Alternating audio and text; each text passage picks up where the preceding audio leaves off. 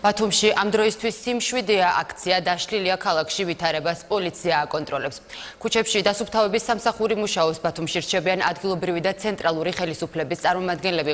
სალომე ქოქიაშვილი ისაუბრებს ამ დროისთვის არსებული ვითარების შესახებ მოამბის პირდაპირ ეთერში. სალომე, გისმენთ.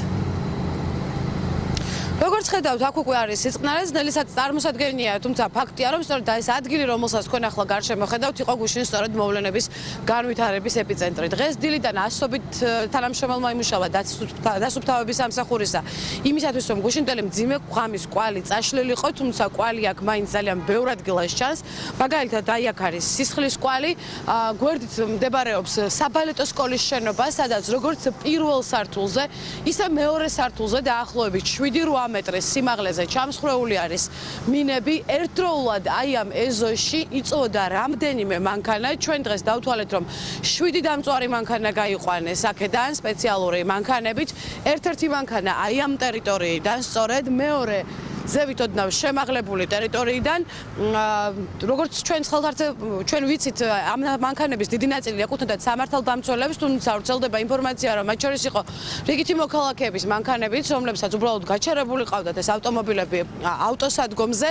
ერთ-ერთი ასეთი დაზიანებული მანქანა არის აი ახლაც აი ამ ტერიტორიაზე შემორჩენილი, რომელსაც ატყვია როგორც ქვების, ისე პლასტიკური ტყუების, რეზინის ტყუების კვალი, აი სწორედ ასეთ ტყუებზე არის საუბარი.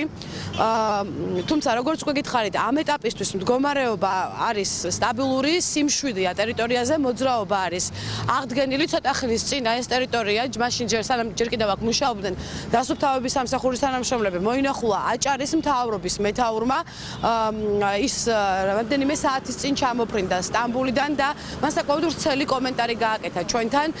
გვესაუბრა დაშავებულებზეც, აღნიშნა ისიც, რომ 32 ადამიანი იყო დაშავებული, აქედან ამ ეტაპისთვის ჰოსპიტალში მხოლოდ 2 რჩება.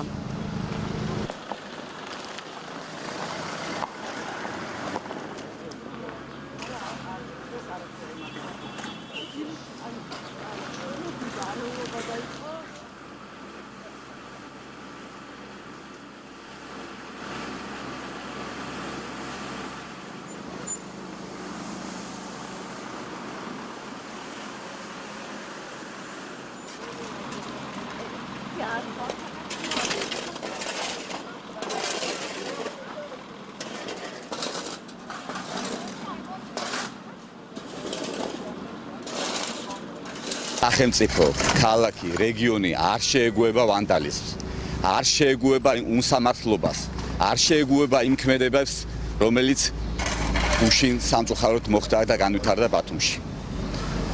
სამწუხაროდ ჩვენ აქ ხედავთ პოლიტიკურ ელფერსაც, დავაცალოთ სამართალდამცავ ორგანოებს, რომ კვალიფიციურად, ხარისხიანად, დროულად ჩაატარონ გამოძიება. ბოლომდე შევისწავლით, თუ რა იყო მიზეზები, თუ ვინ ერგა სათავეში, თუ ვინ მოახდინა პროვოცირება. პირადად მივმართე საქართველოს შინაგან საქმეთა მინისტრს თხოვნით, რათა განთავისუფლებული ყოფილიყო ეს ჩვენი 6 თანამემამულე. მე დიდი მადლობა მინდა გადაუხადო მას, იყო გათვალისწინებული ჩვენი თხოვნა და 6 ადამიანი განთავისუფლდა.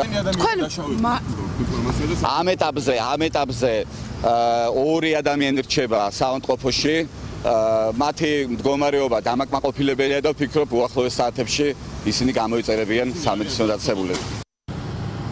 ქალაქში ამ ეტაპისთვის, როგორც უკვე გითხარით, არის სიმშვიდე, თუმცა გაძლიერებული არის პატრულირება, გაძლიერებული არის პოლიციის შენობის დაცვას. თქვენ ახლა კადრში ხედავთ სწორედ პოლიციის შენობის შესასვლელსა და ჭიშკარს, სადაც მობილიზებულნი არიან სამართალდამცველები, საკმაოდ ბევრი სამართალდამცველი არის ეზოში. ამავე შენობაში ამ წუთებამდე იმყოფება შინაგან საქმეთა მინისტრი, რომელმაც ჩვენთან საუბრისას დაახლოებით 1 საათის წინ აღნიშნა ის, რომ დაკავებული არის 40-მდე პირი და მიმდინარეობს ამ ეტაპზე გამოძიება. საქართველოს იხილა ის ვანდალიზმი, რაც ბათუმის ერთ-ერთ ქუჩაზე მოხდა. პოლიციის ჩარევის შედეგად მასშტაბები ერთ ქუჩას დასტინია. და ვიტყვით, რომ დაკავებული ყავს ადმინისტრაციული წესით დაახლოებით 40-მდე ადამიანი, ვინც ამ ვანდალიზმში იღებდა მონაწილეობას. მე პირობას ვდებ, რომ დაუსჯელი, ნამდვილად არავინ არ დარჩება, ვინც იყო ორგანიზატორი და მონაწილე ამ ვანდალური აქტისა და აქვე მინდა გითხრათ, რომ სიტუაცია აბსოლუტურად ექვემდებარება კონტროლს, პოლიცია სრულად აკონტროლებს სიტუაციას, პოლიციამ გამოიყენა ადეკვატური პროპორციული ძალა და მინდა გითხრათ, რომ ეს ქალაქი აცილა უფრო მეტ ვანდალურ აქტებს